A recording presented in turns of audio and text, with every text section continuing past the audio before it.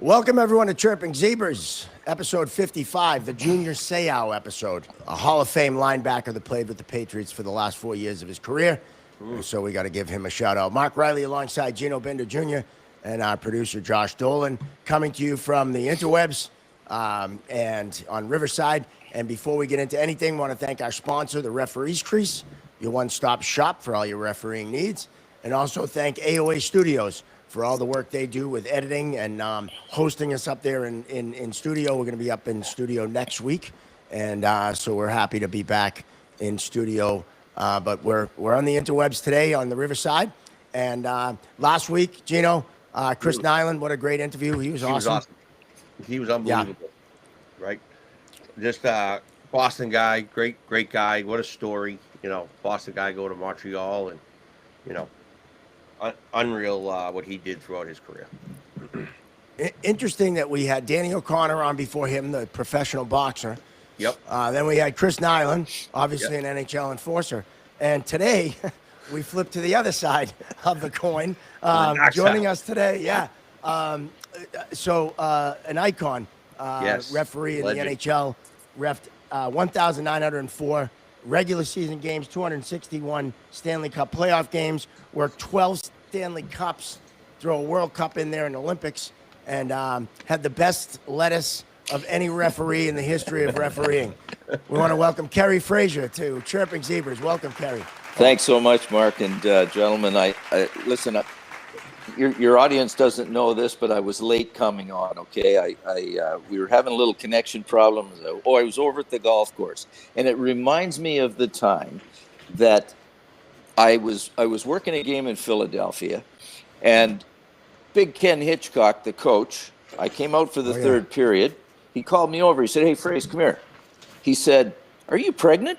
I said, "Am I pregnant? What are you talking about?" He said, "Well, you've already missed 2 periods." So I apologize for being late. I've missed a period or two. I'm sorry I'm late. No worries. Conduct. Yeah. Yeah, You're consistent. You got 2 and 10. Delay a 2 game. and 10. Yeah, delay a game, yeah. Delay a game, protocol violation. You can call it whatever you want, right? And as the old saying goes, better late than pregnant, right? So, That's true. So, Well, I'm glad I started you off with that one. yeah, no, that's fantastic. So before we get into a lot of stuff, we always love, because we've had some of your co-workers from the past on, Coho and Paul Stewart, we had Derek Amell, Vaughn Rohde. We always love to hear how you got into refereeing, because everyone finds this occupation in a different way. Sure. And I read some interesting stuff about you being on skates at 15 months, which was pretty impressive. Yeah, my dad played pro hockey, and he was playing in the International Hockey League at the time, the original old IHL. Dad was a really tough guy. He was a defenseman. He played over in Scotland for a year when he was 19. But he had me on skates almost as soon as I could walk. I was 15 months old. He'd take me to their practices. The trainer would put my skates on before the guys had come out, and I grew up on skates. My younger brother, Rick, 2 years younger than me, was a really good player. We played junior together for a year, and Rick was drafted by the Chicago Blackhawks and the Indianapolis Racers in the World Hockey. He signed with the World and had an okay career, but became a fireman back home in our hometown of Sarnia. He subsequently has passed from cancer, so I miss him dearly. But he's thought of in so many ways. Amazing skater, like the guy could skate effortlessly, and just awesome. I was a good little player. I played right through to the junior A level. I was a captain of the Sarnia team in my final year of junior A hockey. I was a good little player. I played tough. I played big. I fought a lot. I hated bullies. And a friend that played with my dad that was coaching in the International League at the time, by the name of Ted Garvin. Ted went on to coach the Detroit Red Wings for a bit.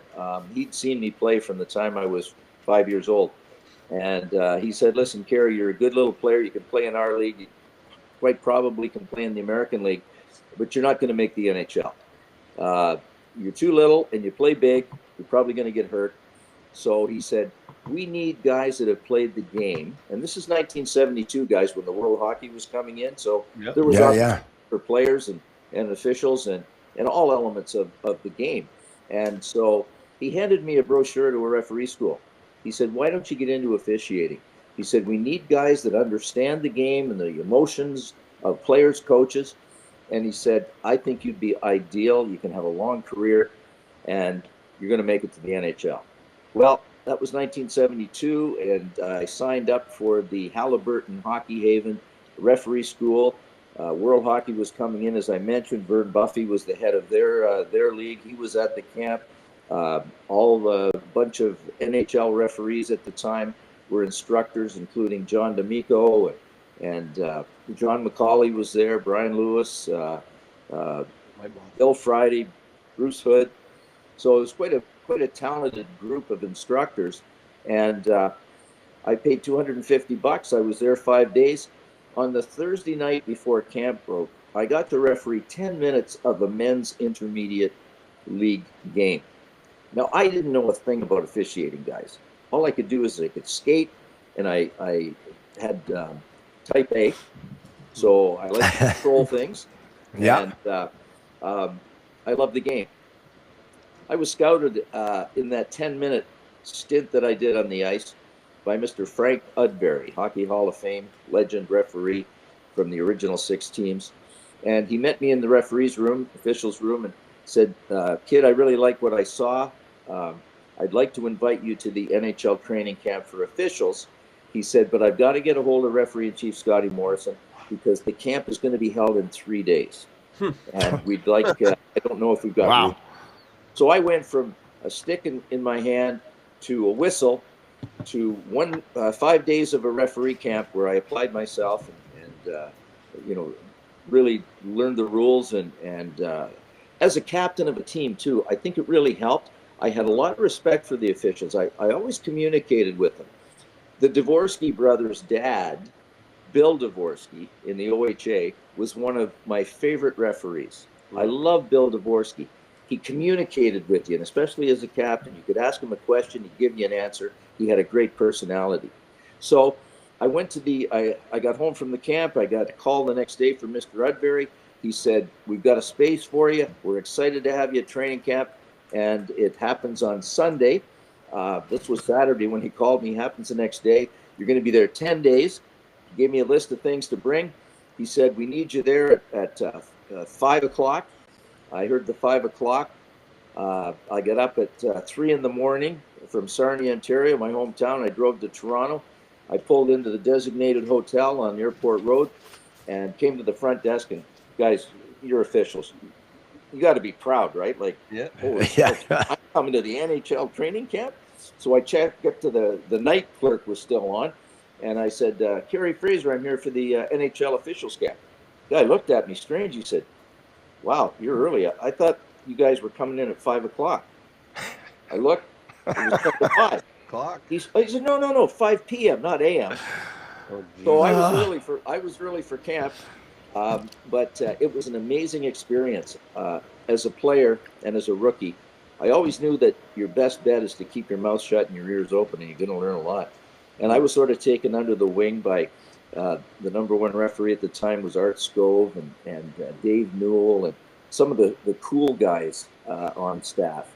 And after 3 days, Dave Newell approached me and said, listen, kid, he said, some of the veterans have been watching you. We really like the way you skate. We like the way you carry yourself. We'd like you to come out with us tonight. We're going to have a couple of pops. And I said, oh, that would be really great. Thank you for the invite, Mr. Newell. And I had a few too many pops that night, but it was great because it was sort of a welcoming thing. And there was a tradition apparently that I didn't know about, that if they liked you, and I was in the shower after one of our hockey games in training camp, and I'm soaping the hair up. I got the shower beaten down on me, and I felt this warm stream on the back of my leg. Oh, turned around. It was Art Scove, the number one referee, and he was urinating on my leg. And he started to giggle.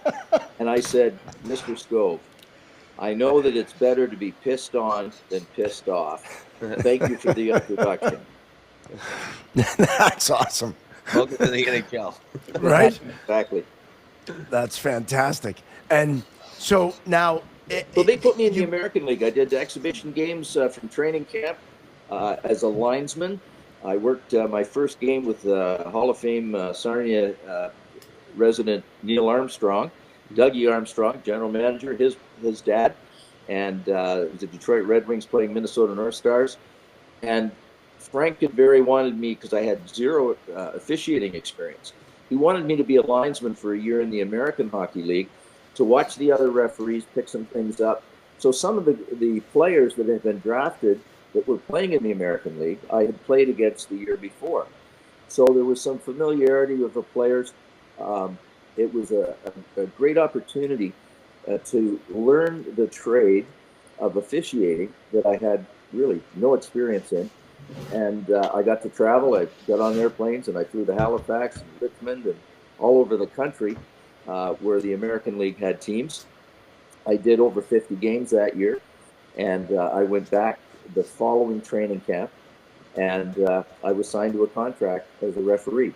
So I went from a line with no experience to 50 games in the American Hockey League as a linesman, to the next year signing a contract as a minor league referee to work in the American Hockey League, the Central Pro, the IHL, and the NHL had an agreement and a deal with the Western Hockey League, Western Canada Hockey League, the major junior A league out west.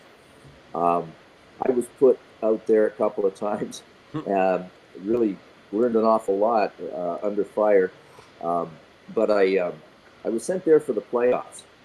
So there was a Air Canada strike at the time, and I started the playoffs in the Western Canada Hockey League, and I finished them. Regina Pats won the Western League. St. Catharines Blackhawks won the Ontario League, and the Quebec Ramparts won the Quebec League for the right to play for the national championship in Canada, which is the Memorial Cup. So I was representing the Western Hockey League. They chose me as their representative for the officiating. They were and they were to select, apparently, what they all felt was the best referee in the tournament, regardless of what league you represented. I was chosen to referee the Memorial Cup final. It was a great thrill. It was coast-to-coast TV in Canada, and a lot of the players on the Regina Pats went on to win Stanley Cups, like Clark Gillies with the New York Islanders. Trottier was out there. Brian Trottier was out there at that time. So I got to Ronnie Greshner. I mean, it was some really tough hockey back then in that league. And you certainly earned your spurs. I was elevated, to all pretty much exclusive American Hockey League and Central League the next year. It's a stepping stone, guys. You have to really learn the trade. An interesting story I got to share with you. So I went in for, and we used to at that time negotiate our own contracts. It wasn't collective bargaining agreement. You went in and bargained with Scotty Morrison for more money. And you'd hold out, you might get 500 more. It was a difficult time, but again, you're moving up the ladder and you're doing what you love. So Scotty had his book open, and he was reading my game reports in my year-end review. This is good. This is great. All good. This is this supervisor. Everything was good. And he closed the book up and he said, "We're looking for big things from you, Kerry." I said, and I kind of threw him with this curveball. I said, "Scotty, would you do me a favor, please? Would you open the book back up? And would you look a little deeper into those notes if there's anything that is a recurring theme for something that I need to do better? I need to fix." Like, rather a strange request. Everything's good. Why do you want to know about the bad? Right. So he opened the book back up and he looked down and there was a recurring theme. sometimes appears to be cocky, sometimes appears to be arrogant, sometimes challenges players. That was what I was looking for. So I said to Scotty, who was a small guy, but carried himself with such authority, so much respect. I said, Scotty, you're about my size. I didn't say I could eat corn off your top of your head. But I said, how did you manage to be so respected and the pinnacle of your career and such? Because I just think I'm showing confidence. He said, well, there's a couple of things. First of all, you need to think before you speak. You need to think of what is going to come out of your mouth before it does, because once it does, you can't pull it back. You need to develop positive relationships with the players. You're the guy in charge, but you want to get them to play on your terms without having to lay the hammer down. And I thought about that, and boy, I'll tell you guys, it was the best advice I ever got. I went to the top of the minor league pack in an awful hurry. I left the business after 3 years. I was a partner in a men's clothing business back in my hometown, which was an awful mistake. And then when the World Hockey teams were amalgamated in '79, I met with Scotty again, and I asked for another opportunity, which I got. And that was 79-80 season. And I ended up doing the final game in every one of the minor professional leagues, the American Central and the IHL. And the next year I was up in the NHL. So just a really ups and downs and some bumps and so a lot of learning experience, some great support. John McCauley I got to work with John when he was refereeing, and I was in the American League as a linesman that first year. I absolutely loved traveling with him, working with him, speaking with him. I learned so much from him just by being around him. And the other thing I did, guys, is whenever there was a game in a NHL city, and I was close by in an American League city, if I had a day off, I went to the game. Absolutely would look and not to impose myself with the NHL guys, but just to watch them and learn from them, and maybe opportunity to have lunch with them and listen to them. That was a great learning experience as well. That's great. Yeah, there's a lot to unpack there, because Yes. a lot of, because of a lot of what Gino and Gene's dad and the referees crease does, and I'm part of that, is to have kids master one level before moving up to the other. Gino, you can speak more to this and it's exactly what you just talked about. I mean, absolutely. Like, everybody wants to get to that level yesterday, right? Nobody wants to go and enjoy the journey. That's what I tell these kids. Like, right now I have a 21-year-old kid right now that's just, he's got potential to work some pro hockey and have a great career. And, he's working Division I college hockey. But I'm saying to him, I'm like, listen, you're 21 years old. Like, enjoy the ride, enjoy the journey, right? It's so much fun. And like you said, like, you didn't jump right into the NHL, right? Like, you went and, carved a path for yourself. You made all your mistakes in the minors, but you also worked those high pressure games. You were in finals, right? And, those guys, elevate to the top. And like my father always said, the cream rises to the top. If you're doing what you're doing off the ice. And, one thing that you mentioned, you talk about being a captain. We talk about leadership and being a leader and how important that is. And you got to be a leader out there as a referee and, control what, like, you're in charge of the whole building, right? Everybody's looking at you every time that whistle blows, right? And you can't be, you can't be out of control and having your emotions like get the best of you, right? You just made me smile about being in control and in charge of the whole building. Right. I was doing the Western Hockey League playoffs in that first year, and it was New Westminster Bruins, and they were tough. They were the Broad Street Bullies of the Western Canada Hockey League. Ron Greshner on defense. I mean, you went down that lineup, and man, they were aggressive. They fought. They intimidated everybody. And so it was a playoff game. They're playing the Calgary Centennials, and Danny Gare was on that team. They had a terrific line. Gare, Rogers, Mike Rogers, and Holland, Jerry Holland. They were an amazing junior line. Anyway, linesman working the game with me was from Calgary, good friend, Donnie Young. And I raised my hand to check the goal judge light, right? Because we didn't have any replay at that time. We had guys sitting behind to flick the light on if they saw the puck enter the net. Right. So the one guy flashed the light. I keep raising my arm. I said, Donnie, would you go down and find out maybe there's something wrong with the light. We might have to give him a towel to wave, right? Right. I've done that. That makes sense. Yeah. Well, Donnie skated back to me. He said he can't turn the light on. I said, why not? He said his hands are too busy. I said, what do you mean? He said, well, he's got a box of popcorn in this one. He's got a hot dog in this one. And he's got a soda between his legs. I said, you got to be kidding me. So I threw the goal judge out of the game before we started. I said, get a new guy down there. So they had to put another goal judge in. I wasn't very popular in New Westminster. I wonder why. Right? Well, the other thing I want to bring up, and it's interesting because you're talking back in the early 70s, right? You kind of got plucked out of playing, right? Yeah. And they saw your potential as a referee, as a player. Now let's fast forward to now, and would love to get your thoughts on kind of the model that the NHL is doing now, where they're plucking guys out of the American League or out of Europe and kind of throwing them right into the fire, right into the American League, right and even into the National League. Right. And it doesn't seem to be working all that well. Would just love to get your thoughts on that.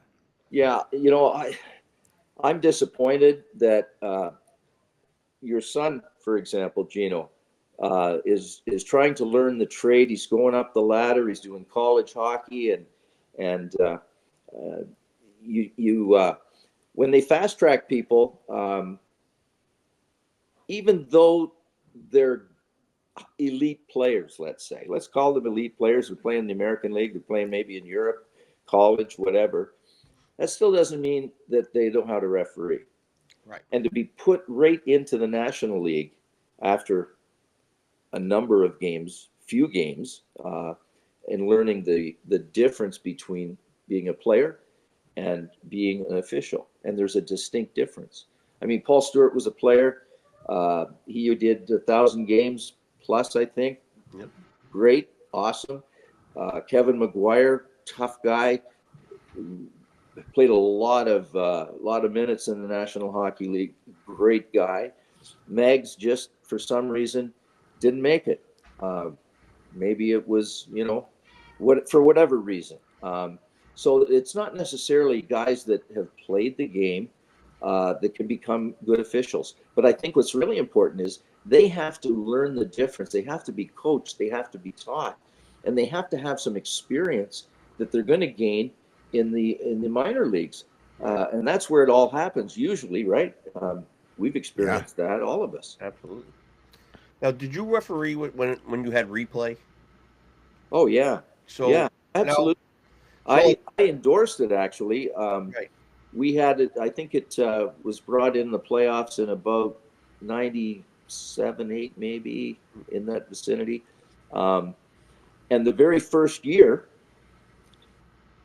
This is really a good point for all you officials out there.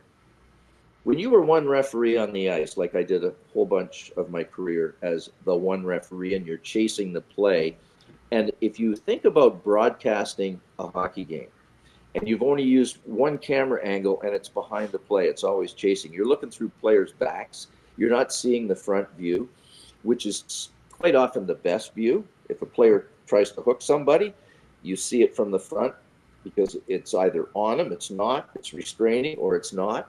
But when you're looking from behind, it takes some really good positioning and some guesswork.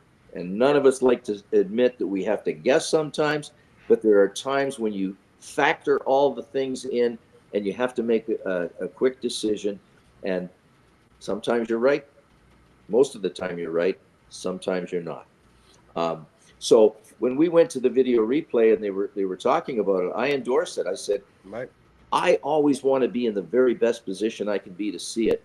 I would play a game mentally with myself in the one referee system. And I'm talking with the Edmonton Oilers, the young guns that they had when they won. My first Stanley Cup final was 1985. I was the youngest ref at the time to be selected. There's three of us. It was Andy Van Helmen, Brian Lewis, and I. And I just took off like a rocket. I had a great year. But I would be chasing the play, and I had the ability to skate. And if I had an open lane and they were playing back and forth up the ice to go to the net, by the time that play got to the net, I wanted to be on the goal line or just about at the goal line so that I could make a decision if that puck crossed the line. Even though we had a goal judge behind there before replay, I wanted the ship goes down, the captain's on the ship, and I wanted to be the guy that had to make that decision. So when we went to video replay, I endorsed it because I thought it was going to show that we were right at least 99% of the time, if not more. Right. So the very first year we had it in the playoffs, I had a game. Pat Quinn was coach of the Toronto Maple Leafs, and the game was in Pittsburgh. And this is a crazy play. There was a shot from the point, and I'm on that side of the goal line. I squared up to the shooter. I always face the puck. Yep. He shot the puck. I moved towards the look at the goal. It hit the first goal post closest to me. The puck then went flat. It slid along the line. It flipped up on its end, and there was just a fraction of white ice between the goal line and the puck when it was up on its end, rolling. That's a goal. Yeah. I signaled immediately, goal. The puck then flopped back down on its flat, along the goal line, and out the other side. Oof. I had to stop play. My dear friend Charlie Banfield was the supervisor for that series. We go to replay. I said, Chuck, this is what happened. He took 5 minutes at least. He said, Kerry, I can't tell, because back then the cameras were not as they are today or following that. All he saw was the goalpost. It wasn't positioned on an angle off it so you could look down into the net. He was looking through the crossbar. He couldn't tell.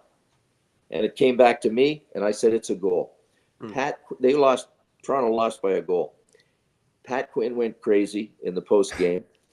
Now, I explained it to the supervisor, Charlie, exactly what had happened. And I explained it to the media because they had a pool reporter come in. Very next day, I got a call from John McCauley, who said, listen, we got a replay from ESPN. The cameraman was shooting on his shoulder, and he was shooting right over your shoulder from that angle. And the puck hit the post on the flat, flipped up, crossed the line, flat again, and out, just as you said. And they enhanced the view of it. So there's a situation where, again, we want to see everything as an official, right? Yes. We don't want to have to rely on replay. Sometimes you do, but that's, as an official, guys, that's our responsibility. That's what we're there for. We're there to see it, and we're there to make a decision on it, and then let replay take over. Right. I mean, replays in our game now, it's not going anywhere. And, you have to have the mindset of, not relying on it. And how do you, you grew up on that, right? Now, these new officials coming in, they're coming in with it already there, right? It's something they've learned. It was really new to me. We just had the overhead, and that was about it in the minors for a long time. And then college, it expanded to, it used to be 1 page. Now it's 6 pages in the rule book. With all the different criteria, right? Well, Gino, let me ask you a question, because you've had experience with this. Yep. With your experience on the ice with the replay that your guys had to work under, did you find, not to out anybody, but did you find that officials were relying on it more than they should, as opposed to what I just said? Get in position, move your feet, go to the net, make the call. Are they utilizing that replay not as a backup, but more as a front up? I think to your point, the guys that came up without it don't do that. The guys that are new at it, that are very new coming in, rely on it just for a little smidgen. It's in there, well, let's just go in and look. And I'm like, well, what do you see? What do you have? Like, force the coach to challenge that. Like, don't go running in. Have confidence, right? Like, we talk about confidence. Have the confidence in yourself. Get to that spot. Take that extra step. And, like, when you work with veteran guys, we talk amongst each other. You huddle, and, you get everybody's angle, and, you trust each other. And then you kind of, even when it first came in for me, I thought it was going to be like that, and early on, I learned not to rely on it because I remember there was a hit. I'm like, oh, perfect. Let's go look at it. You run in, you look at it, and you're like, oh shit, that might be two. Ooh, that might not even be a penalty. So it's like right then and there, I learned really on just to trust what I saw. Don't rely on replay. Use it to confirm your call, not to go in and look for something. Well, I agree 1,000% because I'm seeing the same sort of thing. And you know what? The dinosaurs like me that left, and there's more of the guys that refereed without it that are going to be leaving in the near future. So I think it's imperative from a coaching perspective at every level that these officials, and if they're former players, I remember telling McCreary one night, we were working together in Vancouver, and players, he was getting caught up in the corner in and around players, and we went to commercial break, and I said, Bill, let me ask you a question. And we both played. I said, what was your approach to the puck when you were on a forecheck? He said, well, you attack the puck. I said, absolutely, you attack the puck. What should we do as a referee? Answer is retreat from the puck. Right. Give the players the space, see the play in advance, move your feet, which if you guys were brought up in Canada in the referee system, in 1984, because I was so small and I couldn't see over and around players, I had to move my feet and see the play in advance. And I learned a positioning philosophy watching Wayne Gretzky, how much he saw the ice in advance. And there was a play on a video, and he's skating towards a defenseman in the neutral zone, just the two of them in the camera frame. Just before the blue line, Gretzky, eyes straight ahead the whole time, throws a no-look pass behind his back. Nobody's in camera yet. Boom. Yuri Curry comes streaking down the right side, tape-to-tape pass from Gretzky. And I went, oh, my God. How did he know he was going to be there in that moment of time and his stick would be in that position?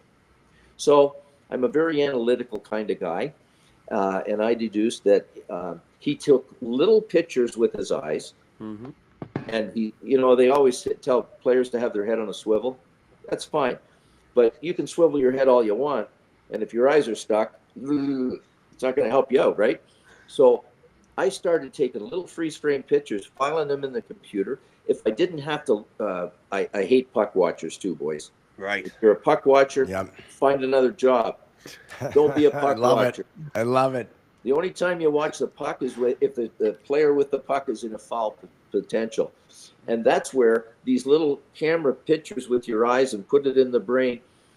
Look at his body position, his posture, how fast he's moving. Because Gretz knew that in 1, 2, 3 clicks of the camera lens, that everybody has moved in the location and the position that he knew they'd be in.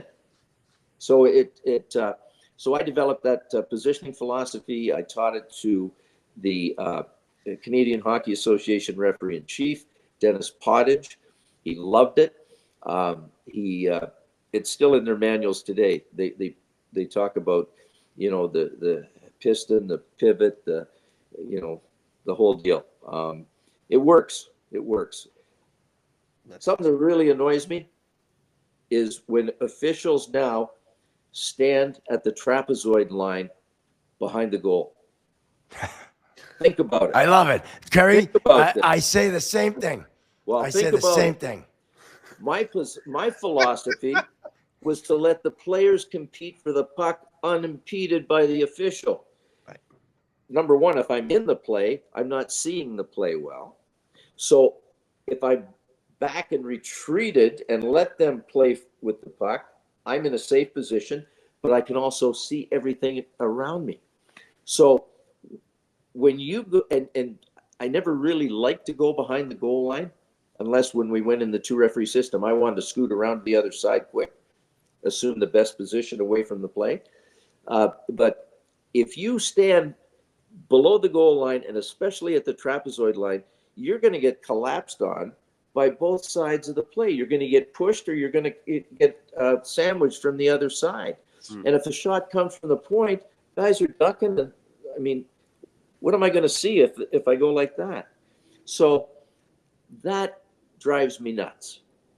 Guys are getting hurt. I know, and you know, the brain trust are going to say, "Well, the game's so much faster." It's fast. It's faster, but you got to maintain the same pace mentally and physically to be part of the faster game. Right. I was 4 decades under contract with the NHL as an official. The game changed about every 10 years. There was, in 79-80, we went from bench clearing brawls because the Broad Street Bullies in Philly, the games took, and the Big Bad Bruins, the games took 3 hours and 20 minutes to play. And they had a 3-hour time slot on TV. So they lost the contract with NBC. So all of a sudden, now you had to legislate the fact that if you're first off the bench, if you're second off the bench, big time suspensions, coaches fined.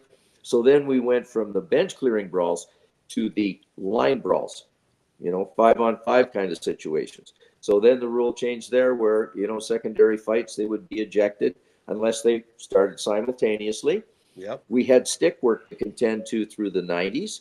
We went from, a 5 in a game to accidental contact that the referee had to make a judgment on, sometimes right, sometimes not. So then they changed the rule so that it's a 4-minute penalty if you accidentally cut somebody with a stick, a high stick. So the game just keeps evolving and changing. And then we got through the lockout, the first lockout.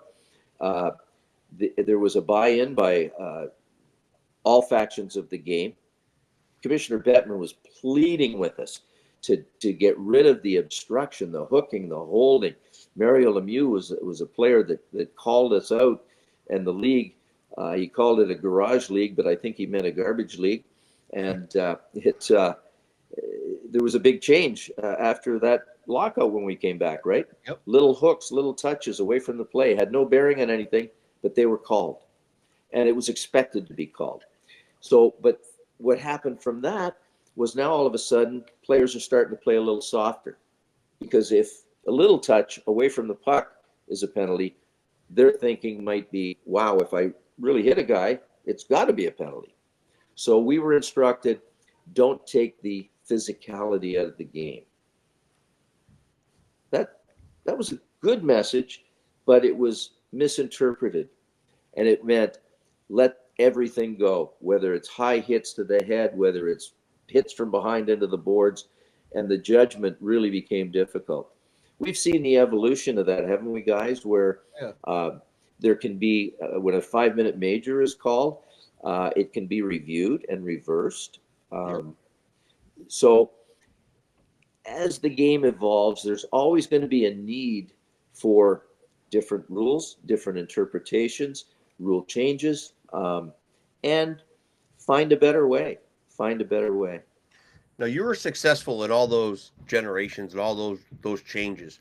How did you maintain that success with all those rule changes? And like, you saw something one way forever, and now they changed the rule. Now you have to change the way you view something in a split instant.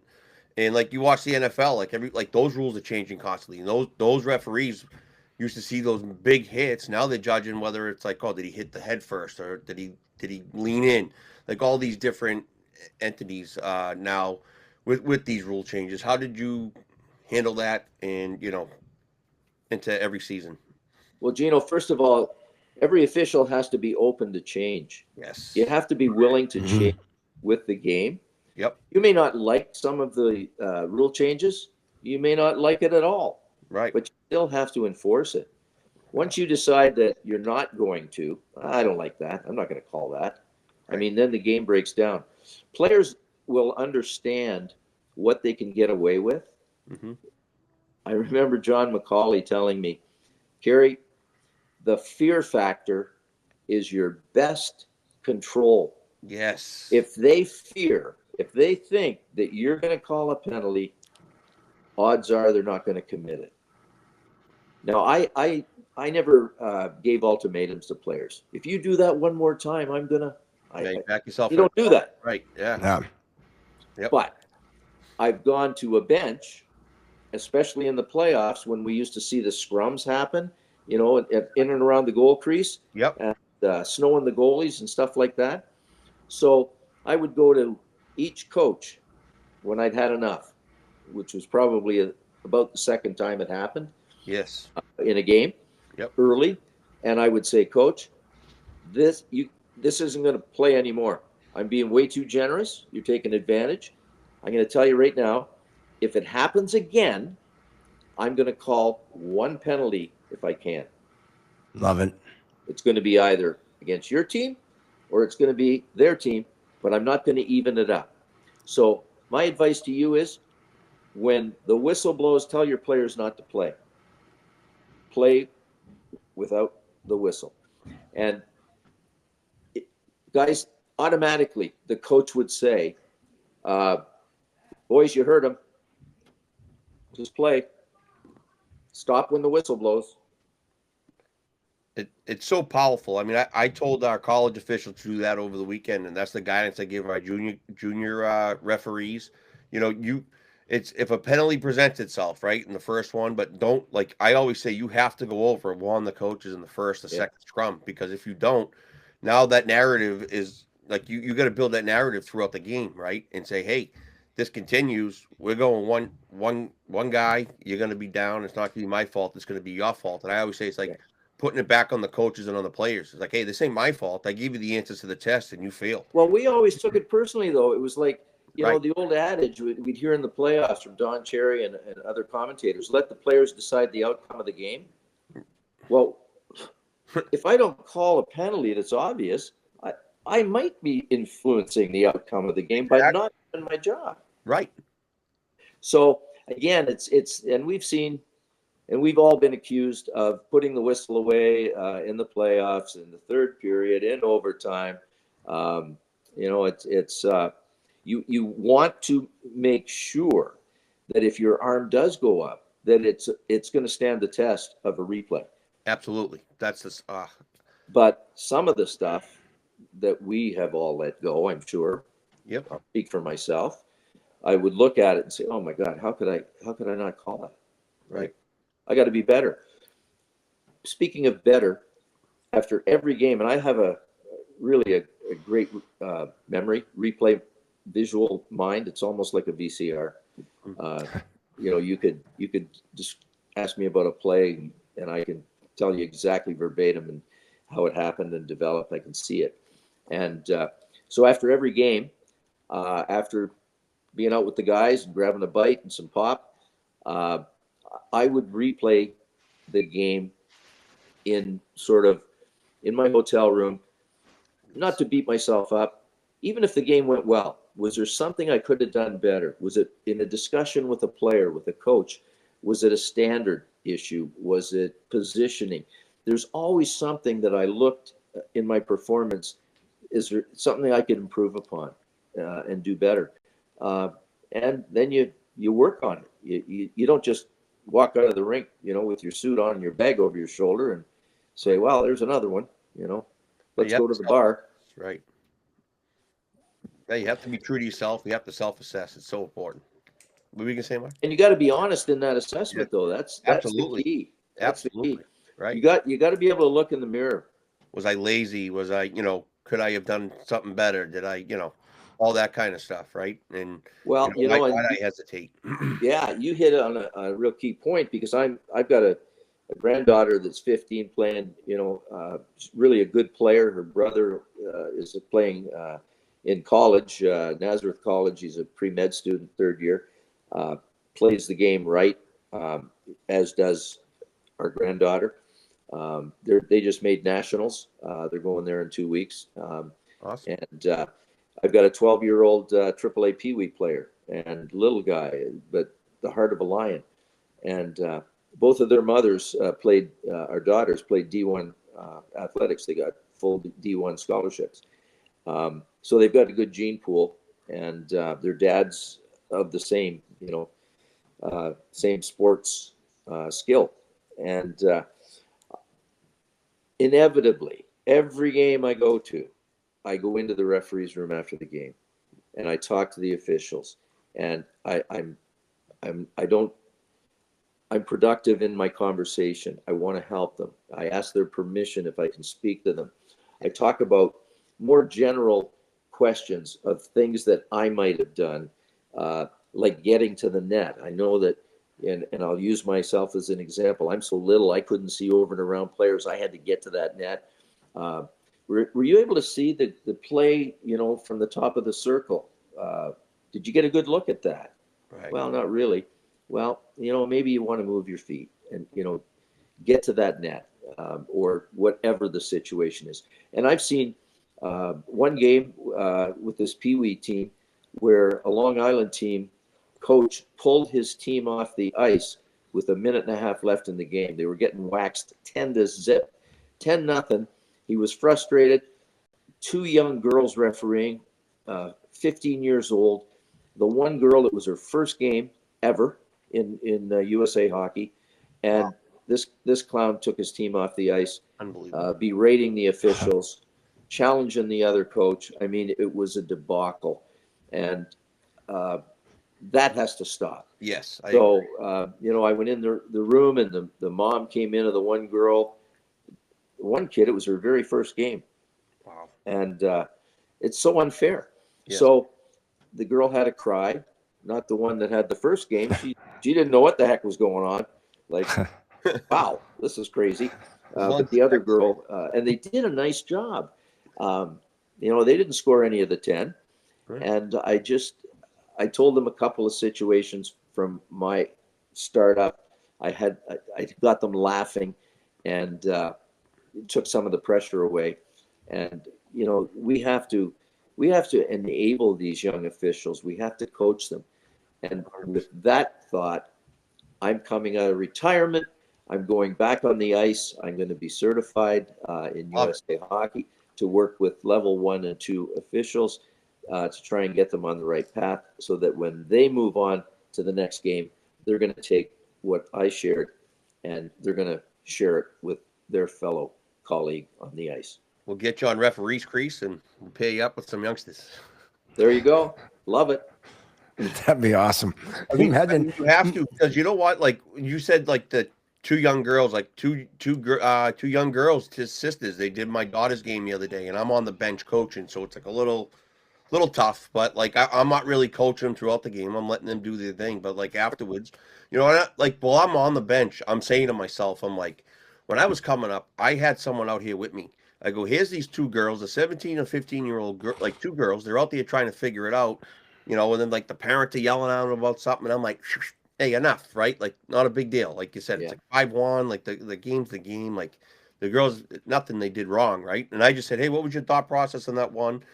And that kind of stuff, right? And, you just walk them through it. And then I sent them the clips and all that kind of stuff. But I was like, man, like we need more people on the ice teaching them the right way how to do it, how to communicate to the coaches, how to get to that goal line, how to hustle, when not to, and when to hustle, right? Like sometimes you get flat back in, squirt hockey or, U12s. They're not really moving that quick. But like you said, you got to anticipate the play. You got to get to that position before the puck's there.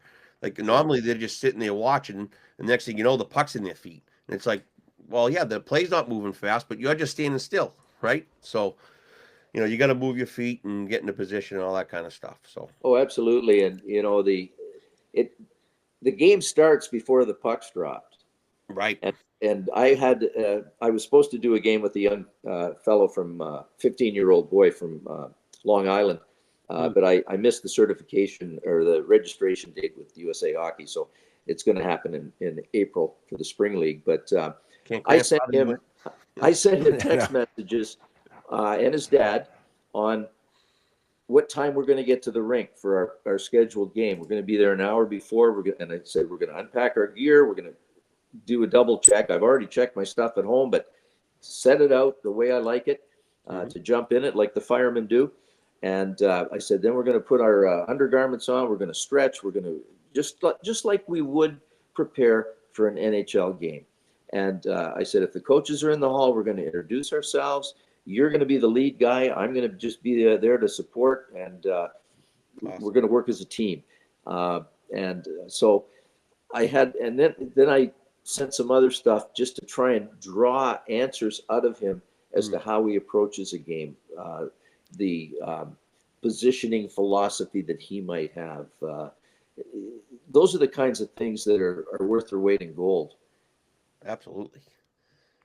I'm just picturing a coach, some nitwit peewee coach, and he starts going off and not realizing that Kerry Fraser is his ref, and not knowing. I wish I could be a fly on the wall for that one. Ryo, we always said, me, Rooney, and Nikki always said, we'd love to see Chris Rooney do one of these games, right? So God rest his soul, Big Mike Odessa's on the bench, right? It's a summer league, and it was like coming out of the lockout, so Rooney wanted to get a rep. It was a hockey night in Boston, right? So they're up there, and Sweeney and Nikki are on the lines, and oh, man, did he just lay into Chris like 5 minutes in, right? And Chris is like, we're not doing this, Mike. They had it back and forth, but it's like, it doesn't matter who's on the ice, right? It doesn't matter at any level. They're still going to give the referees grief, and it doesn't matter who's out there. Well, right? Here's a key point that you just made. The game is emotional. It's an emotional game, more emotional than any other game. Right. It's, you can go for in between pitches, you go get a hot dog or have a beer. Right. The same football, there's, huddles, and we have sustained action. The longer, especially when I first dropped the puck for the opening faceoff, I didn't want to whistle for 3 minutes. Right. I wanted them to change on the fly, get the fourth line guys involved. Everybody takes a shift and keep moving. But as far as the emotional element, if you control as a ref the emotional element of the game, you've got you're way ahead of it. And the way that you have to do that is first to control your own emotions. Yep. So if I yell at a player, if I yell at a coach because he yelled at me, now you got two yellers. You got to have somebody that's going to bring the temperature down, not throw gas on the fire. Right. So that's, developing professional relationships is really important to get players to play on your terms without having to lay the hammer down. And I remember there's body language. I mean, if you have an open palm, that means peace. This is offensive. If you take your finger and you're pointing it at guys and, I'm going to tell your facial expressions, you can fan the fire with that. I mean, nobody likes to be dressed down and talked to. Nope. But if you can bring that temp down, I remember Brian Murray, God rest his soul. Brian was coaching the Washington Capitals, and he was getting all kinds of bench penalties from our guys because he just was so emotional. He'd stand on the bench and he'd yell and scream and flap his arms, and he had that little bit of a lisp. He sounded like Daffy Duck. And, so I had this game in the Washington Cap Center, and Brian's doing this typical thing. He's up on the boards screaming and yelling and spitting. And I thought, you know what, bench penalties aren't working. I'm going to go over and try to talk to this guy. So I skated over in a very calm voice with my palms up. I said, Brian, I'd love to have a conversation with you, but to do so, I need you to calm down and please get off the bench. Mm-hmm. Now, if you say it like that, guys aren't typically going to say, go screw yourself. Right. You're asking, you want his cooperation. So I said, now, you may not agree with what I'm going to say, but this is the reason I did or didn't, and I don't even recall what it was about. Well, Brian stood there for a second, and he thought, and he said, Kerry, you're right about one thing. I don't agree with what you said, but thanks for coming over. Now, at the end of the game, in his post-game with the press, he said, "This is the first time that a referee came over to the bench and I had a conversation with him. That's all I wanted was an answer."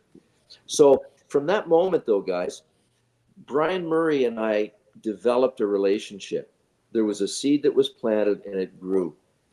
Now, the one guy that I really had to work on but never accomplished it was Chris Knuckles Nyland. Oh, baby. And I think his feeling is mutual based on last week's episode. You know, I love him. He's my brother. I just absolutely love the man to death. I wish I had have got to develop a relationship with him when he played. Did he tell you about the time he butt-ended Rick Middleton's teeth out in the Boston Garden? Oh yeah, he did bring that up. Yeah. Did he tell you what he said in the hearing? Yeah, he mentioned that he got high-sticked in the corner, and you didn't call it, and that's why he was pissed off, and that's why he belted Middleton. And he says he got him with his glove, no stick.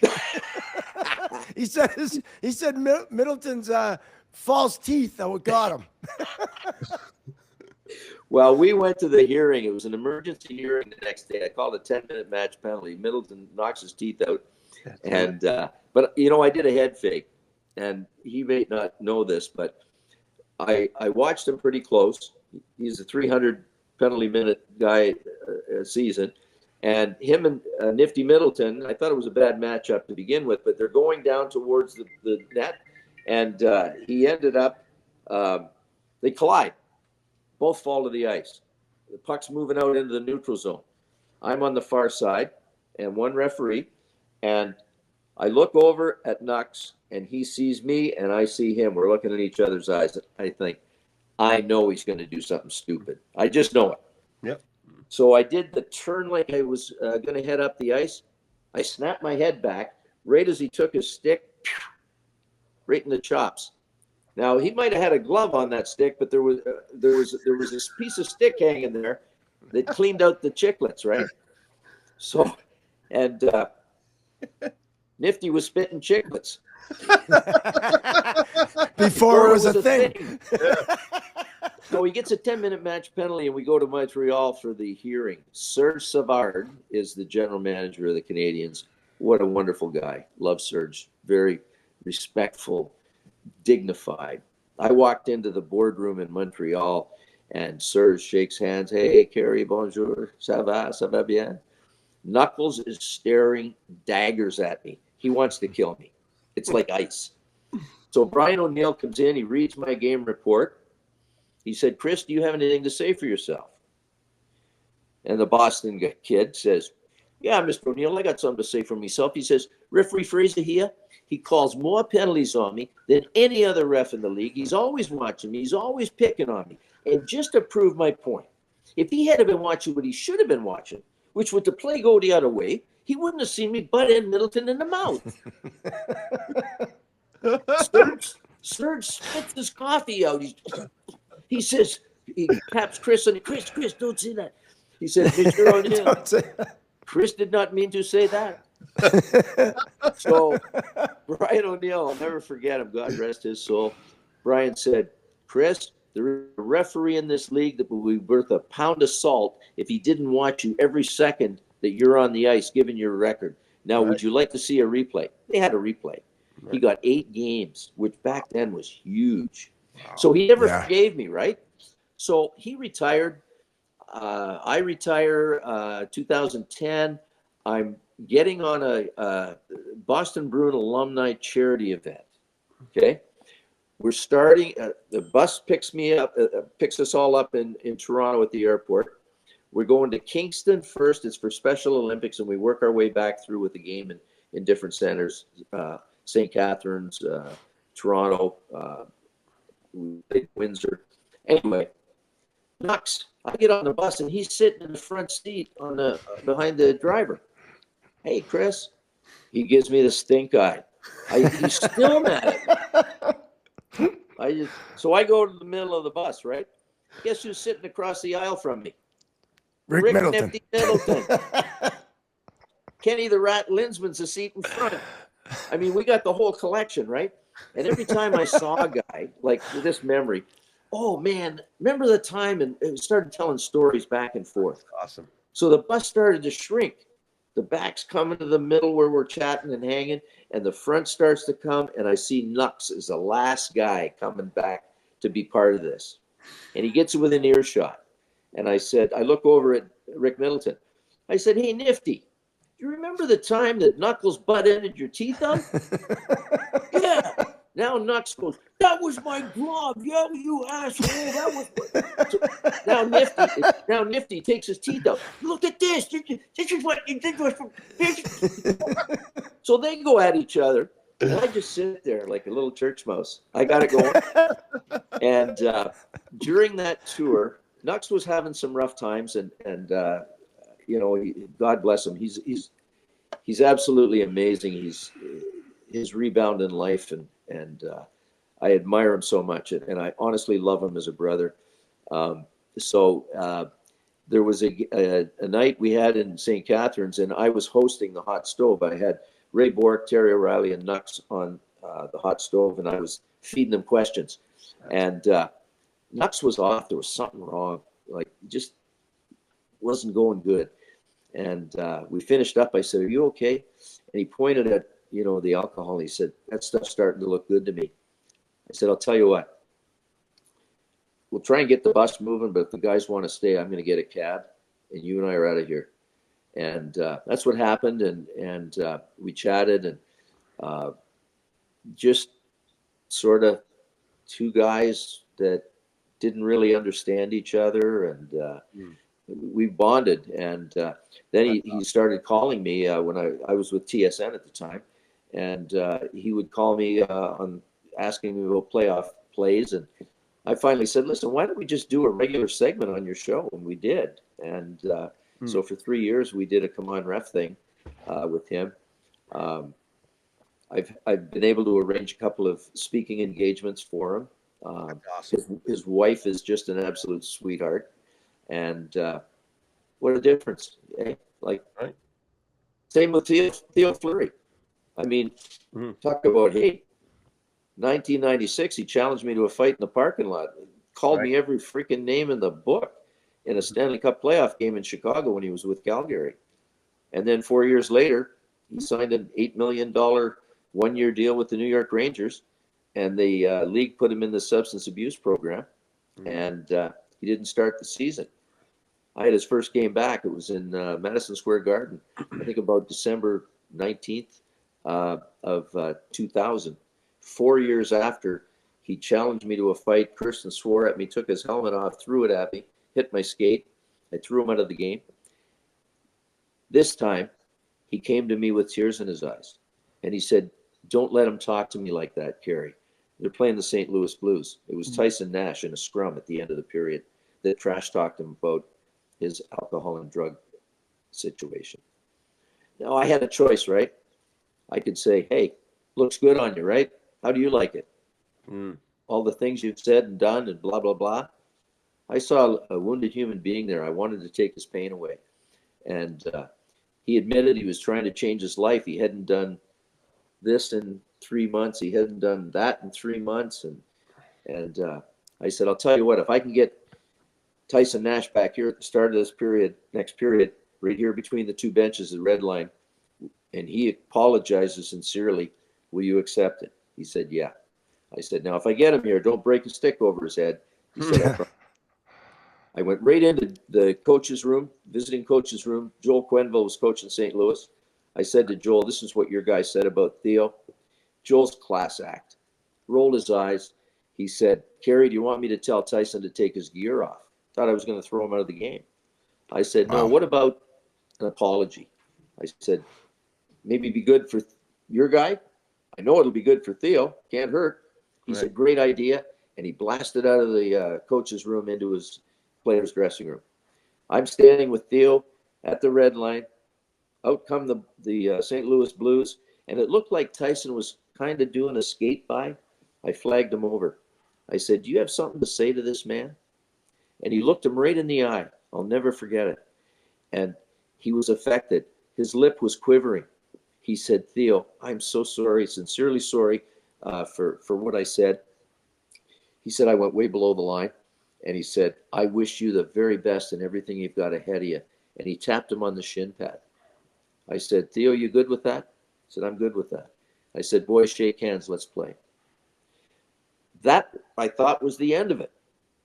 Apology. Tyson did what he normally does. He drew a guy into a fight. The guy got the instigator, the extra penalty. St. Louis Blues win. And now 10 years later, I retired. I'm sitting down writing my book, The Final Call. Theo had written his book, Playing with Fire. Oh, is it dark? Great read about his difficulties, Playing with Fire. But I'm the only guy that he trashed in the book. I'm the only referee that he just ripped. And he recited what he said to me that night in Chicago in the playoff game in '96. Now, as a referee, guys, I always wanted to take a bad situation and try and turn it to a good situation. Mm-hmm. Right. That should be everybody's objective. Not paybacks. Let's make it good, make it better. The game will be better for it. So I read what Theo said in his book. I got to fix this. So I called Tyson Nash. I said, hey, Tyson, Kerry here. I'm writing a book. I would like your permission to share a story. Do you recall the situation with Theo Fleury, Madison Square Garden, December 19th of 2000? Guys, the phone went freaking dead quiet. He said, Kerry, he said, that was a life-altering situation for me. It was career-changing. Wow. I said, tell me about it. And he told me. I said, can you write that in your words? Because I want to put that in the book. What a story. It's still being talked about by Theo, by Tyson, and by me here now. That's excellent. That's a great story. What Tyson wrote, every coach, every player, every parent should read, because he talked about his youth and what was expected of him, and he didn't like controversy, but he wanted to stick in the National Hockey League, and he got a chance. It's amazing. Wow. That is an incredible story. And you know what the moral of that story is, guys? You don't have to be on the ice to make a difference. You can make a difference for people every day. God gives us opportunity every day. Whether you open the door for somebody, you give them a smile. We don't know what's going on in their life. Just give them a little sunshine. And you can maybe make a difference, brighten their day.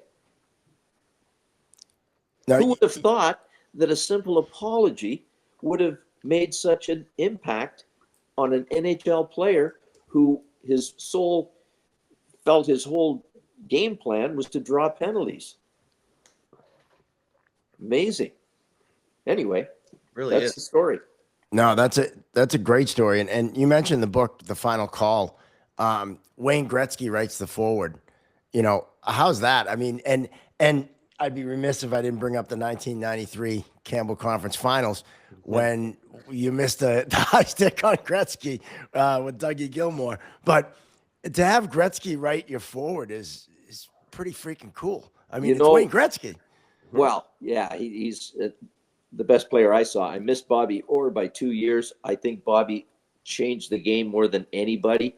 He's an amazing man. I love him. He's such a kind guy. So Wayne, when he was traded to LA in 1995, I don't know whether you can see it, but this, where are we here? Get over there. Where's the camera? Anyway, I have a crucifix ring on my baby finger. 1995, I had a whole series of amazing mystical events and conversion to the Catholic faith.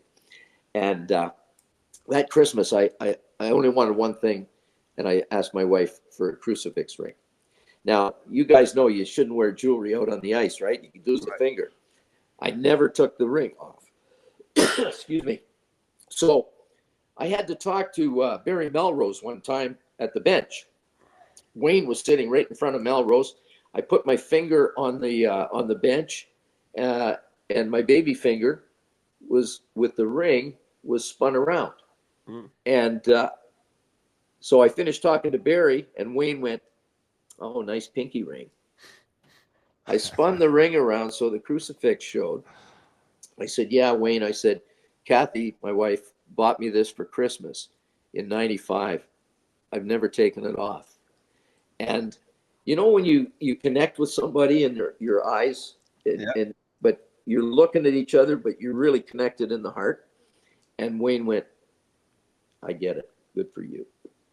So what Wayne wrote in part in that forward, and he wrote it himself, was that my family and my faith are really important to Kerry. It's obvious. So another tremendous gift, aside from the career and what we did, it's not who we are, guys. And that's one thing that we need to carry onto the ice and off the ice. Try to make it better, make the game better. We love the game. Why not try and make it better? Well, it doesn't have to be about us. It shouldn't be. Nope. About the players. And our job, our first job, is to provide them the safety to play in that space. Now we have to let them be entertaining and the skill and all that stuff, keep the flow going.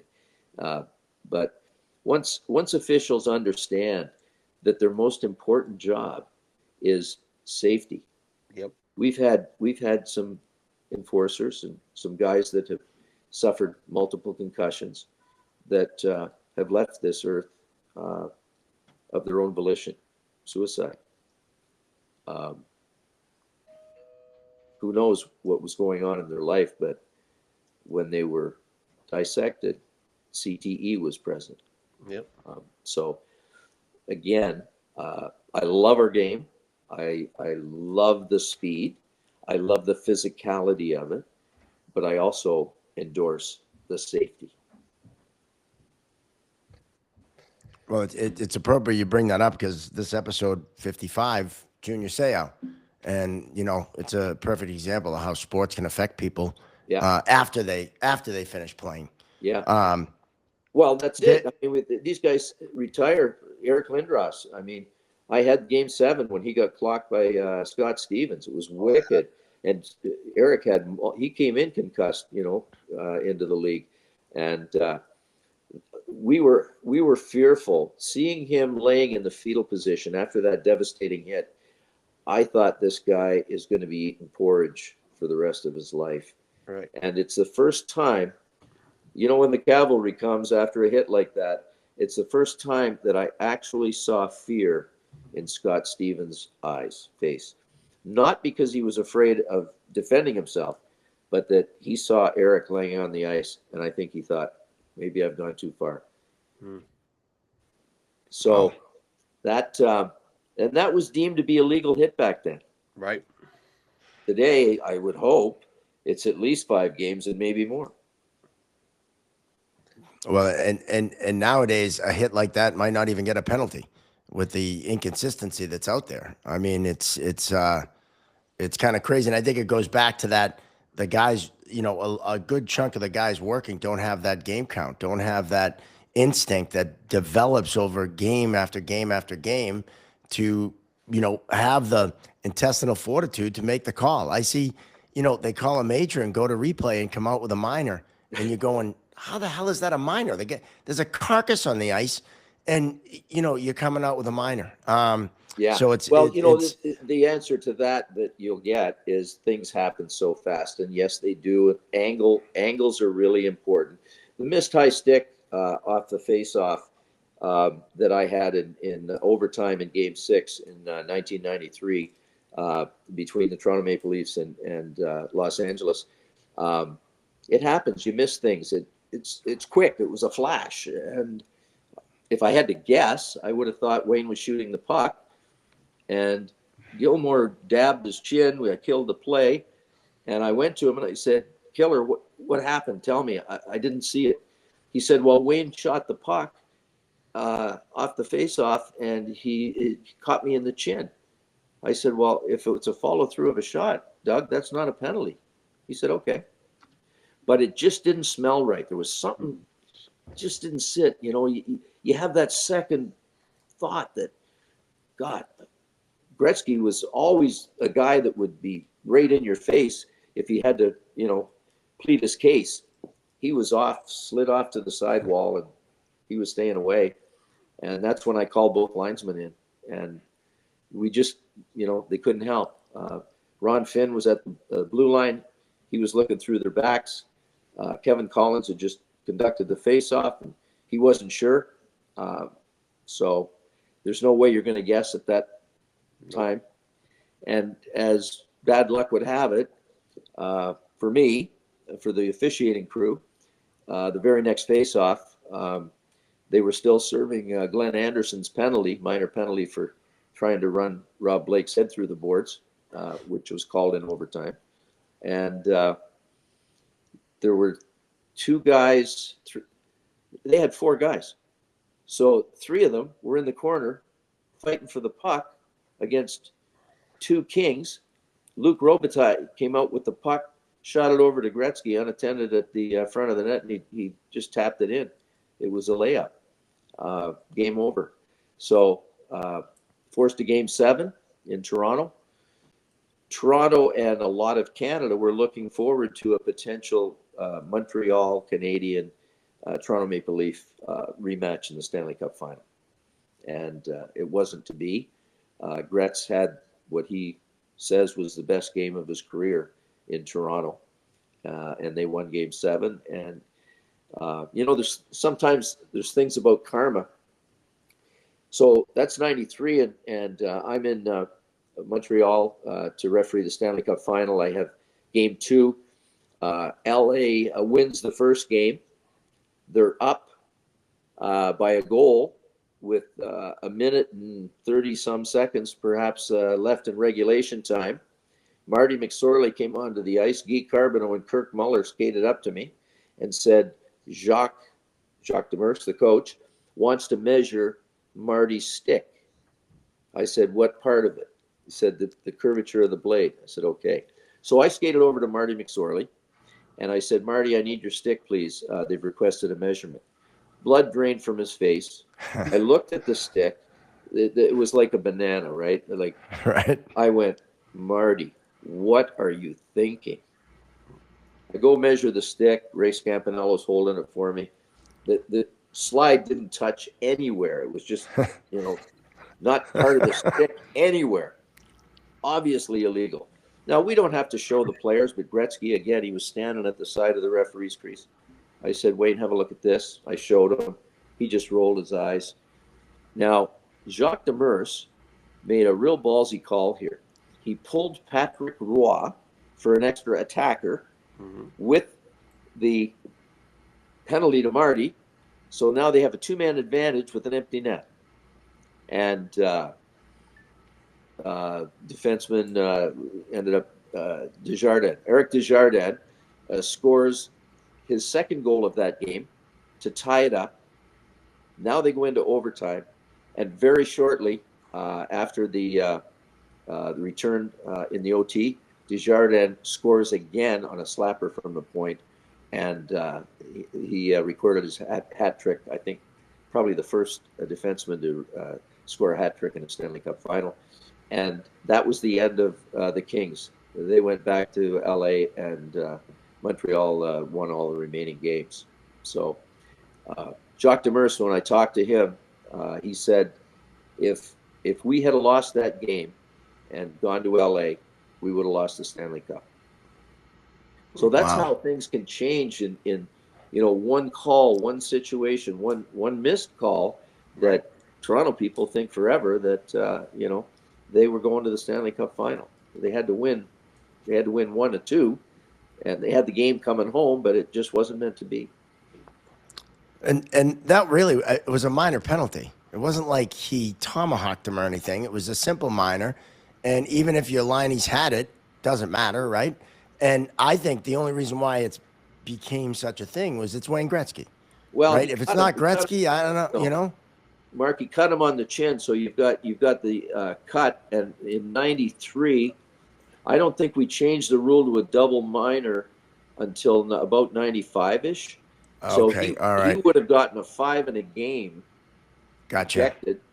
All for the book. So Gretz would not. We know one thing for sure, that he should not have been around to score the winning goal. Right. I was thinking 4 minutes. I was thinking, I forgot back then it was either 2 or 5. Yeah. Right.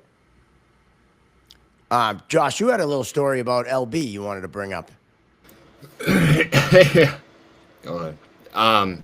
Yeah, can you hear me? Yeah. Yep. Oh, yeah. Good. Oh, okay. Yeah, so the LB told me the story. So I worked with Lyndon Byers for about, I don't know, like 12 years on the radio.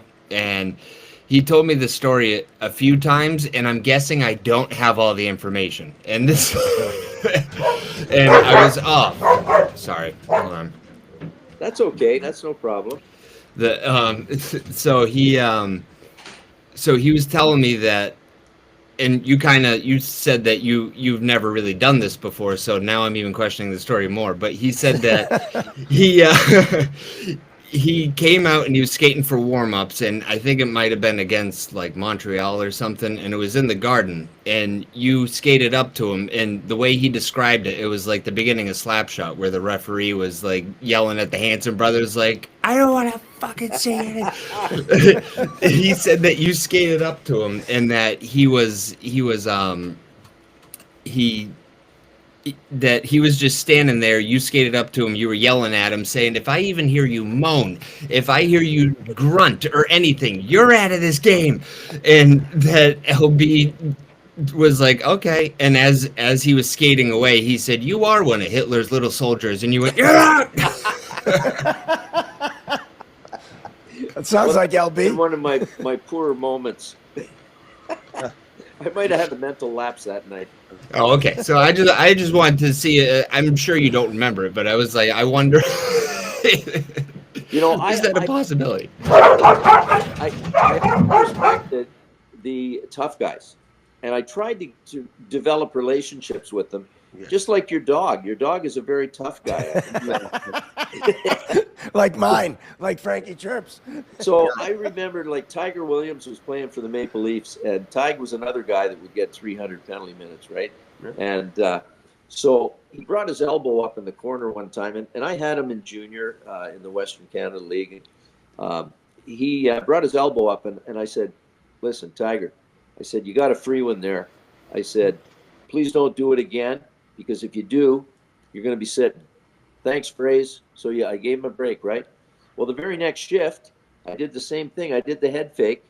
He's beside a guy. The puck's going the other way. He's beside this opponent. I turn to go, snap it back.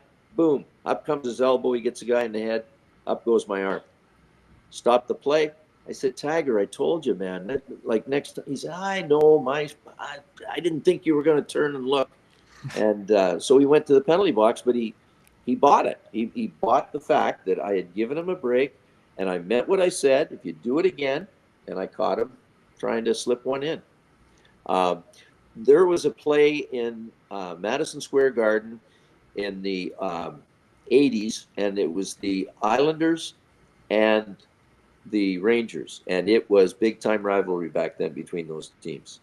And Rangers were up, like, big time.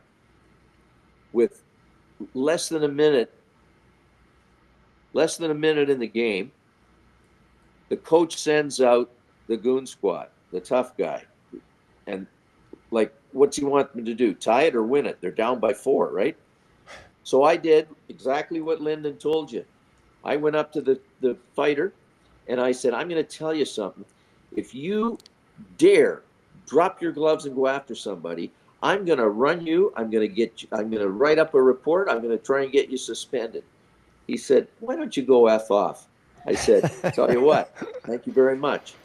You're going to the shower." And I threw him out of the game. So I was being very proactive. I knew what was going to happen. I knew what he was there for. He's not going to tie it or win it. He's going to cause nothing but shit. Right. And so, away you go.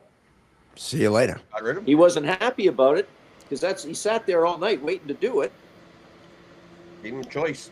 Did you say something similar to Patrick Waugh when he tripped you?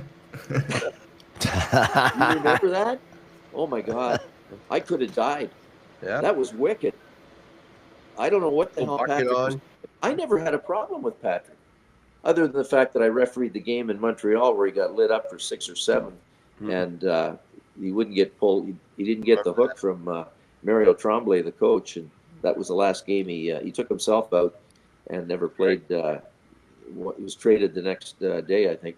But in the 2-referee system, you have to try and again on a hard around dump.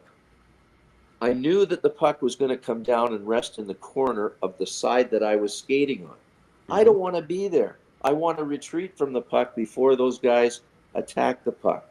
So that's a great opportunity to go backwards, pedal backwards fast as you can, still looking. Don't drop your head and look at your feet, but look, backing up, crossing over. I'm on the goal line, crossed over on one skate, and all of a sudden I went airborne.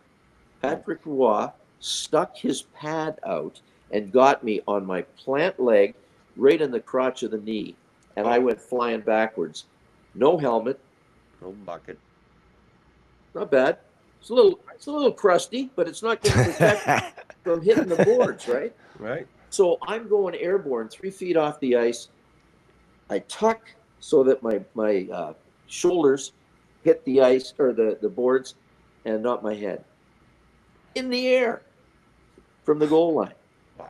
So I chased him I went into the crease, and you ever do that again, I'm going to make sure you get 20 games. He said, I didn't do it on purpose. I just watched a game like 4 days before, and he did the same thing to Brad Watson. And I said, bullshit. I saw what you did to Watts.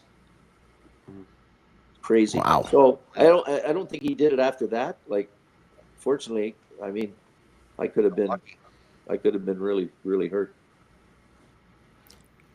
So it's funny, like these episodes we could go on and on because there's so much great stuff, and we have to bring up the hair. The hair is epic. I mean, I'm a lettuce guy.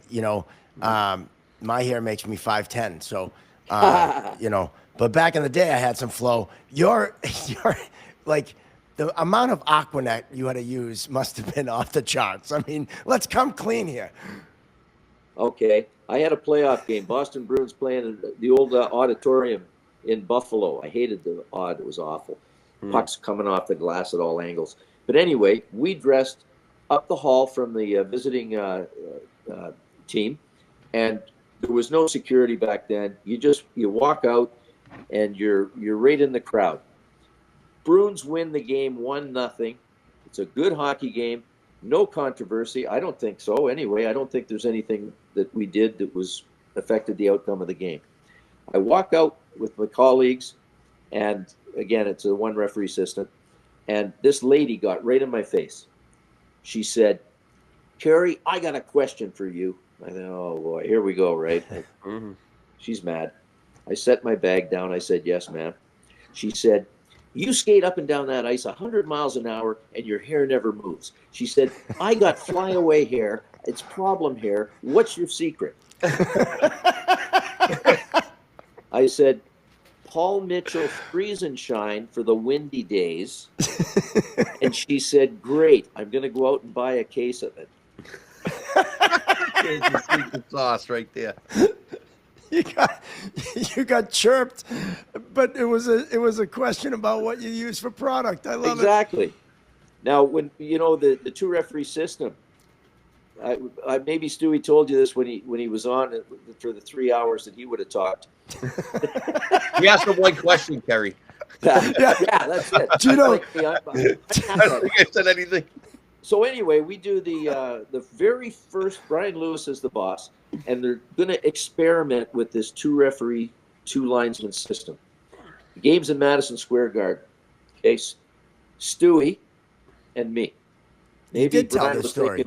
Thinking, he did. Different ends of the spectrum here. Yep. There were 13 penalties called in that game. I called 13 of them.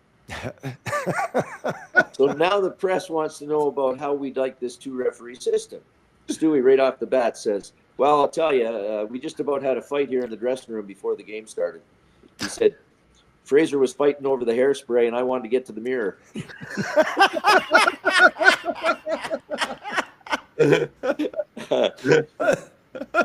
He left that part out. Stewie, what a beauty. I love him. He's something. He's got a great heart. Yes. He really has. He's kind and he's a sentimental guy, for a guy that used to fight a lot. Oh, yeah. He's emotional. He's really a good person. Does a lot for charity. And if anybody is sick or needs anything, he's the guy that makes the call. Absolutely. Always. Yeah. Yep.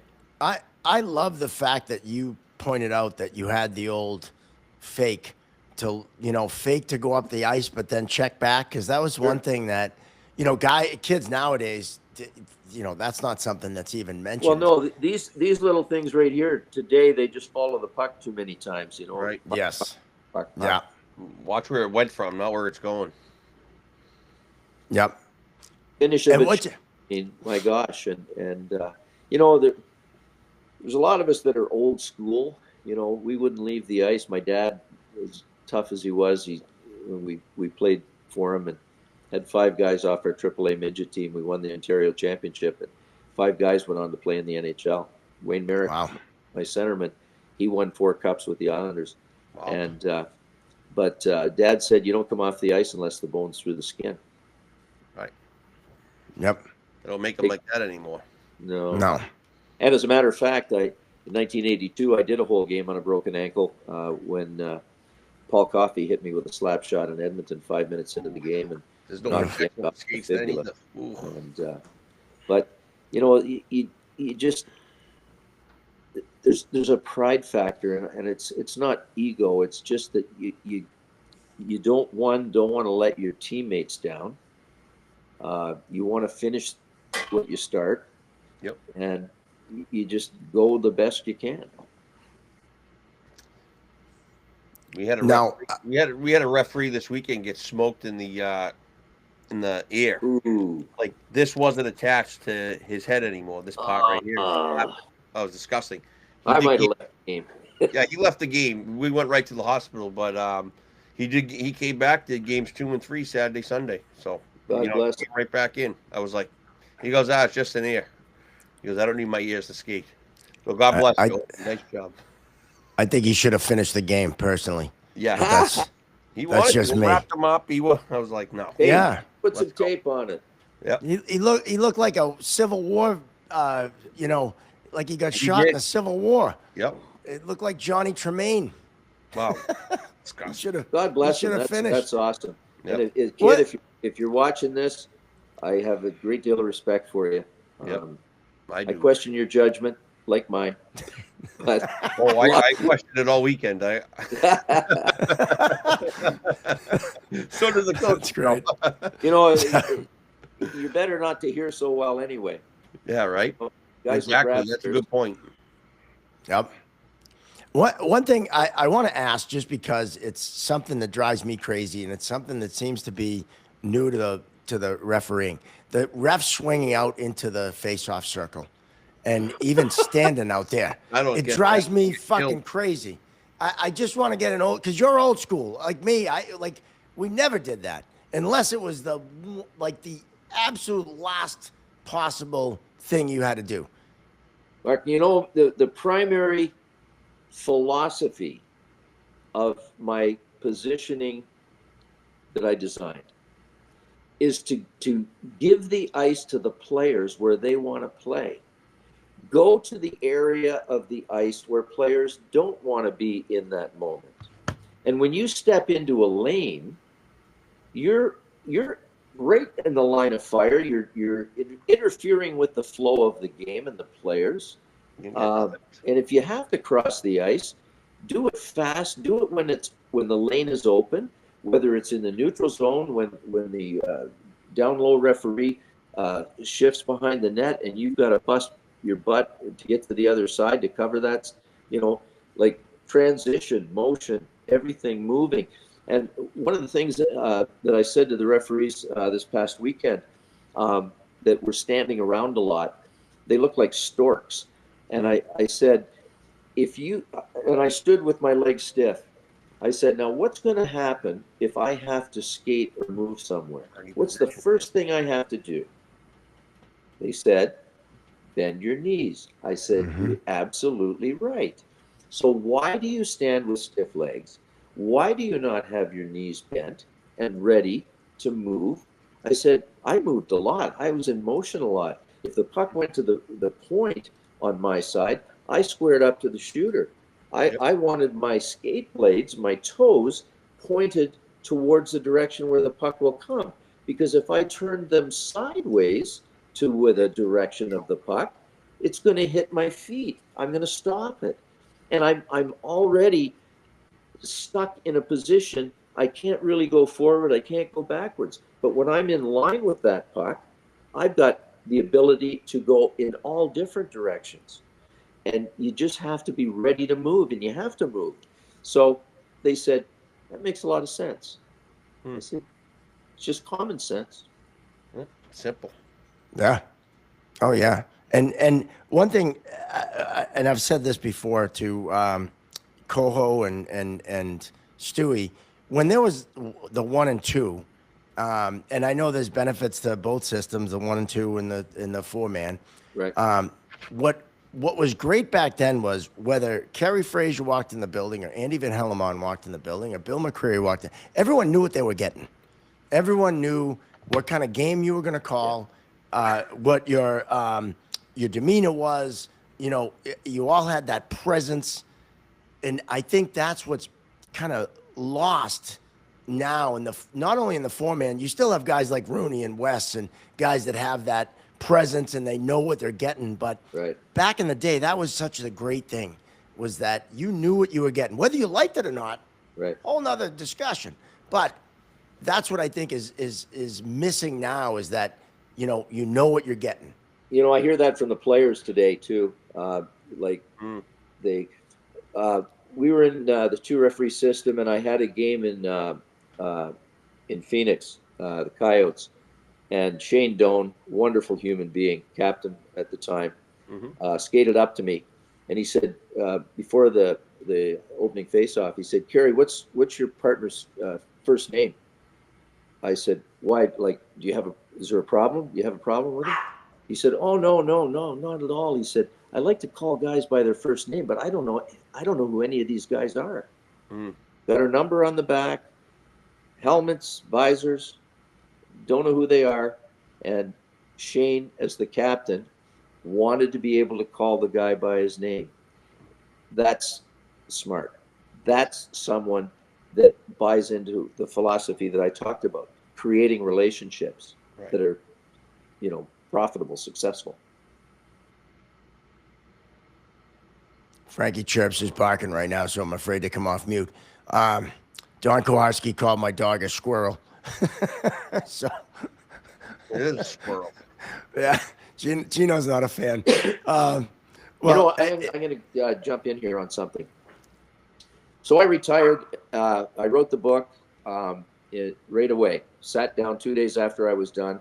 I wrote it cover to cover in like 3.5 months. It was the hardest thing I ever did in my life. And I was out promoting the book. In January, I was in Quebec. I did a TV show with Michel Bergeron, Mario Tremblay, and the host. It was called L'Entrechamp. And it was a half-hour show. We were going back and forth, having a lot of fun, telling stories just like this. And the host at the end of it said, and I'm sitting beside Bergeron, who I had a very famous disallowed goal in 1987 Stanley Cup playoffs in the Battle of Quebec, Game 5. And he went crazy on it. And so the host said, "Kerry, all these games, record games, and 30 years in the NHL and some in the minors." And he said, "You must have seen a lot of coaches." He said, "Who was the best coach you ever saw?" Now I'm sitting beside Bergeron, right? I said, "Oh, Michel Bergeron. numero deux. He's number 2. Well, Bergie puffs his chest out. He thinks, wow, all those guys, Scotty Bowman, Al Arbor, you name it. I said, all the rest are tied for number 1. So I just got off the set. We finished the show, and I get a phone call from Steve Dryden at TSN in Toronto, and asked if I would be interested. They wanted to create a segment that we ultimately ended up calling "Come On Ref," and here's the straight goods, guys. I'm not one to pull punches. For the integrity of the game, for fans' knowledge, I had to tell the truth. I had to tell it like it was. I've made mistakes on the ice, and I've admitted those mistakes. You can't BS players. There were times in a game when, and I'm sure this has happened to you guys, where you just have a second thought and you think, geez, you know what? I think I made a mistake. And if a player came to me and say, you know what, you blew that call, and in hindsight and reflection, I said, I think you're right. I'm sorry. And they automatically say, well, you owe us one, right? Right. And I would say, no, 2 wrongs don't make a right. Please kill it for me. But I had to be totally honest in reviewing plays so that we weren't compromising the integrity of the fan, the knowledge that I was expected to provide. But it really pissed off a lot of the officials. It got to the point where, like, Kerry Fraser was, Judas, because but when they made the right calls, and many of them were, and I supported them like 1,000%, even when fans were screaming and yelling at them. But that's the one thing, that it's hard to overcome. Nobody likes to have their authority challenged. Nobody likes to be said, you blew that, or you didn't do it right, especially when it's coming from somebody that has knowledge and was on the ice with you. I lost friends over it. I did. But to do over again, to stick up for players and the head hits and the concussions, which I did, there was no benefit for me in it, only the downside. But it was the right thing to do. And I think as officials, if we're coming close to an end here of this, as officials, you always have to try and do the right thing for the game. Yep. Not what's most expedient for you, not what's going to be best for you. Some of that disallowed goal I had in 1987 Battle of Quebec, I saw that play happening. I knew I had to disallow that goal before the puck crossed the goal line because Brian Hayward, the goalie, was dragged out of the net by a Quebec player. It was goalie interference. And they're celebrating and I'm waving it off. But I'm saying in my head, please don't score, because I knew I was going to be dead right. I had to make that call. I couldn't live with myself if I allowed that. So it takes courage to be a referee, official. You have to make the call that in your heart and in your vision, you believe to be the right one, right for the game and not what's best for me. Agreed. Sometimes those hard calls are not in your best interest. You're going to get criticized. You might even be taken off assignments as a result. And I was. So I want to make sure that I leave you with that because when it's all said and done and you have to look yourself in the mirror, that person looking back at you has, you better be seeing the front of the face and not the back of the head going somewhere else. Absolutely. Well said. I just want to touch on something real quick that you just talked about. We run a Monday night Zoom every Monday and we critique officials and sometimes if like an official finds themselves in a video, they immediately just take offense to it, right? Instead of just sitting there learning and saying, hey, like I talk to it as an official as a whole. like when I was working and I was running these things, like I would show myself making a mistake, or I had a miss major one time, and it's like, why did I miss that? It's like, oh well, I went over here with the puck and the hit happened there, and my partner twisted, and you're talking about it just in general sense, like as if you were the official, and this is what I would have done, or I wish the official saw it this way, and then like you can almost give like, hey, this is why he missed it. He got blocked out and whatever, right? You can tell from that perspective, and like I don't think you should take anything personal when you're discussing our profession, because it's we strive for perfection, but it's so hard to be perfect. And It's not an exact science, right? no, it isn't. No. Nope. It's a judgment. And we would go to training camp, guys, and there'd be a play to be discussed, looking at it, penalty, what would you call, sort of thing. Right. We'd have the room split sometimes Right. with, the top referees in the world.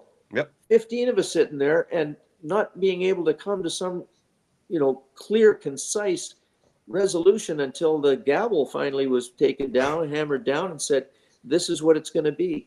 Everybody Right. call it that way. Exactly. You can have differences of opinion and judgment, Right. but at the end of the day, I'll try to be together. Right.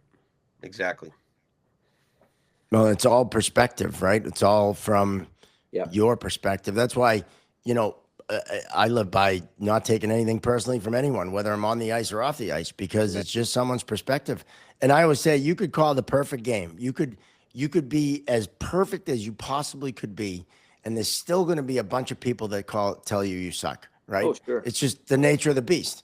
And so you kind of have to know that going in. And I think nowadays some of these younger guys, they have a tough time hearing, hey, you messed that call up, and here's what you could have done to avoid that. Right. That's something that, I think everyone has to work on. And we as supervisors have to work on, How you approach it. how you communicate that, right? Like I watched a college game last week, and there was an interference, clear as day. Guy chipped the puck out and went to go by him. The guy stepped out of his lane, interfered him. They chose not to call it. So I asked him, I said, what was you thinking on that interference? And he said, well, it wasn't bad, and it's the first period, and blah, blah, blah. And I said, well, here's the problem with that. Now you've set the standard. So in the third period, if that happens and it's going to keep them from a break, are you going to call it? Yeah. And he said, well, yeah. And I said, well, there's your problem. You already set the standard in the first period. And one thing Andy Van Hellemont taught me in the Coast League was he always said, referee the first period like it's the third period. Yeah. So when you get to the third period, everything's the same. And it's hard to do, but they saw what I was trying to say, and it's tough because even the way you present it, I love the way you said earlier, you ask them questions and kind of get their thought process on it first, and then you kind of give the suggestion. It's Mark, I was going to make that comment on the way that you presented it to the officials in that college game in your review, because I like to teach them to think for themselves. And the best way to do that is to ask questions. And you nailed it with the way you approached that interference penalty and the communication between you and the official, the refs.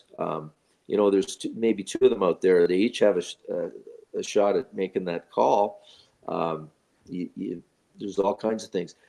Back to the 93 situation, people think that, the game's over, pack your bag, you walk out, you go to the bar, have something to eat and drink, and move on to the next place.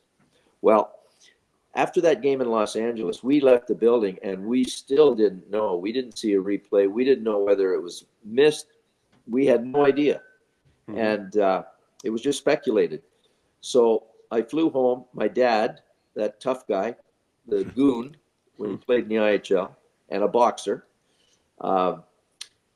taped every playoff game I did. So I called Dad when I got back into home, flew into Philly, live in South Jersey at this point.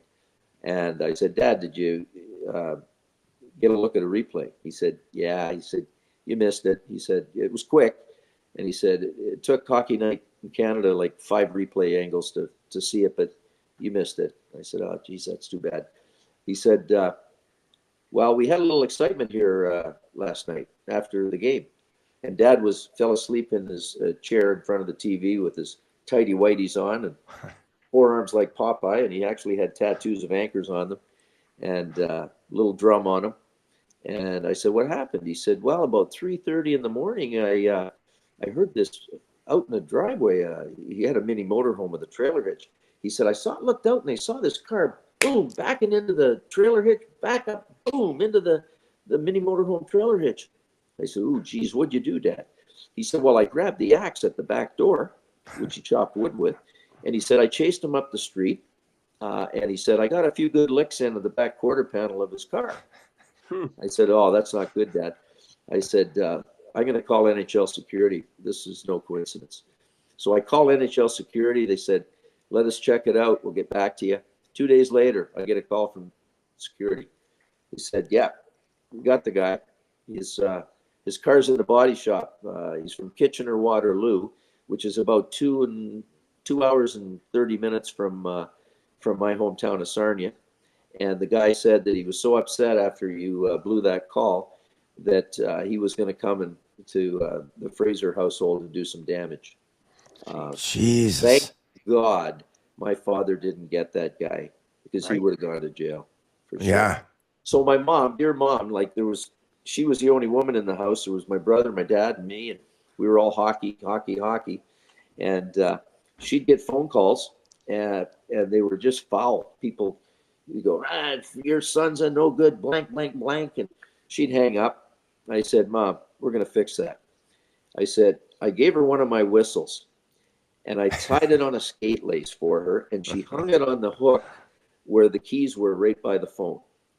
And as soon as somebody called and they were foul, she blew that whistle into the telephone and blew their eardrums out. So years later, Mom failed, dementia, moving to Alzheimer's. We had to put her in a nursing home, Rick and I. And we cleaned out the house and got Mom settled. And that whistle was still hanging with the skate lace on the hook by the telephone. Wow. All those years. That's awesome. That is awesome. So people have Wow. to remember, we're human. We make mistakes. We feel badly when we do. We try to minimize them.